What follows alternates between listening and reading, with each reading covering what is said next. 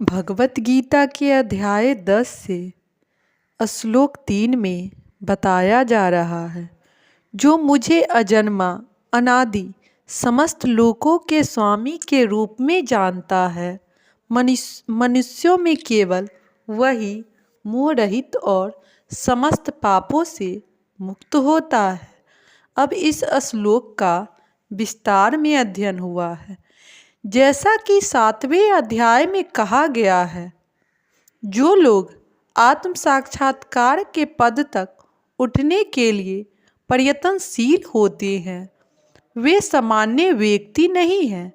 वे उन करोड़ों सामान्य व्यक्तियों से श्रेष्ठ हैं जिन्हें आत्म साक्षात्कार का ज्ञान नहीं होता, किंतु जो वास्तव में अपनी आध्यात्मिक स्थिति को समझने के लिए प्रयत्नशील होते हैं। उनमें से श्रेष्ठ वही है जो यह जान लेता है कि कृष्ण ही भगवान प्रत्येक वस्तु के स्वामी तथा अजन्मा है। वही सबसे अधिक सफल अध्यात्म ज्ञानी है।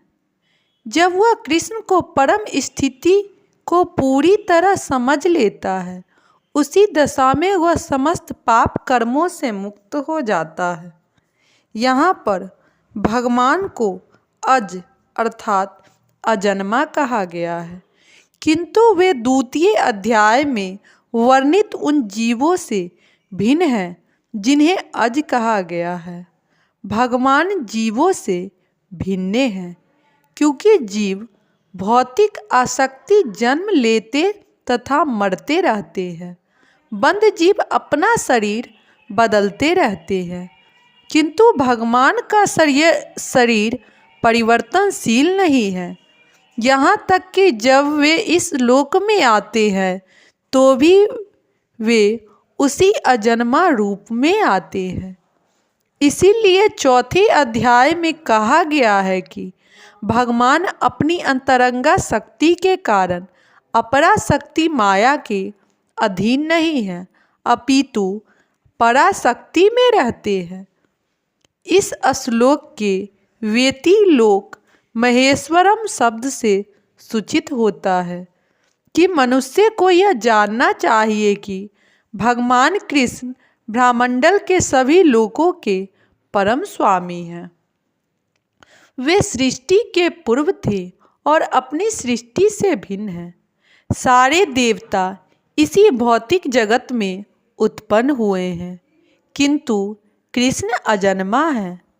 फलतः वे ब्रह्मा तथा शिवजी जैसे बड़े बड़े देवताओं से भी भिन्न हैं, और चूंकि वे ब्रह्मा शिव तथा अन्य समस्त देवताओं के अष्टा हैं, अतः वे समस्त लोकों के परम पुरुष हैं।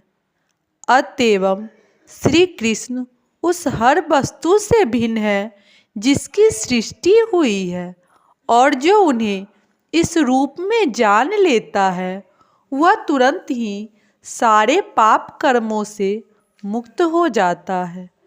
परमेश्वर का ज्ञान प्राप्त करने के लिए मनुष्य को समस्त पाप कर्मों से मुक्त होना चाहिए।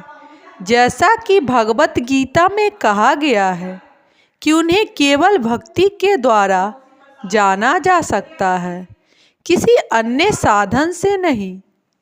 मनुष्य को चाहिए कि कृष्ण को सामान्य मनुष्य न समझे, जैसा कि पहले कहा जा चुका है।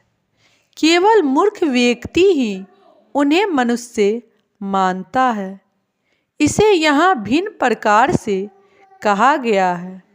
जो व्यक्ति मूर्ख नहीं है, जो भगवान के स्वरूप को ठीक से समझ सकता है, वह समस्त पाप कर्मों से मुक्त है। यदि कृष्ण देवकी के पुत्र के रूप में विख्यात है तो फिर अजन्मा कैसे हो सकते हैं? इसकी व्याख्या श्रीमद् भागवत में भी की गई है।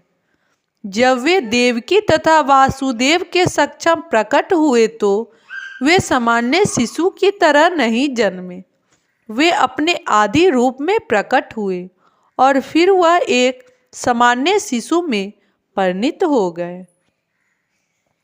कृष्ण की अध्यक्षता में जो भी कर्म किया जाता है वह दिव्य है।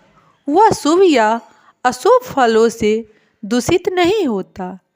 इस जगत में शुभ या अशुभ वस्तुओं का बोध वस्तु अशुभ है, क्योंकि प्रकृति स्वयं ही अशुभ है। हम इसे शुभ मानने की कल्पना मात्र करते हैं। वास्तविक मंगल तो पूर्ण भक्ति और सेवा भाव से युक्त कृष्ण भावनामृत पर ही निर्भर करता है। अतः यदि हम तनिक भी चाहते हैं कि हमारे कर्म शुभ हो, तो हमें परमेश्वर की आज्ञा से कर्म करना होगा। ऐसी आज्ञा श्रीमद् भागवत तथा भगवत गीता जैसे शास्त्रों से या परमाणविक गुरु से प्राप्त की जा सकती है। चूँकि गुरु भगवान का प्रतिनिधित्व होता है, अतः उसकी आज्ञा प्रत्यक्ष परमेश्वर की आज्ञा होती है। गुरु, साधु तथा शास्त्र एक ही प्रकार से आज्ञा देते हैं। इन तीनों स्रोतों में कोई विरोध नहीं होता। इस प्रकार से किए गए सारे कर्म इस जगत के शुभ अशुभ कर्म फलों से मुक्त होते हैं। कर्म संपन्न करते हुए भक्त की दिव्य मनोवृत्ति वैराग्य की होती है, जिसे संन्यास कहते हैं।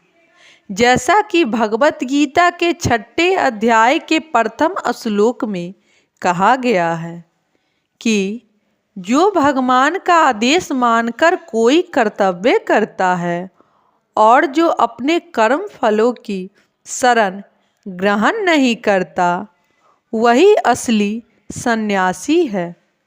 जो भगवान के निर्देशानुसार कर्म करता है, वास्तव में सन्यासी तथा योगी वही है, केवल सन्यासी या छंद योगी के वेश में रहने वाला व्यक्ति नहीं।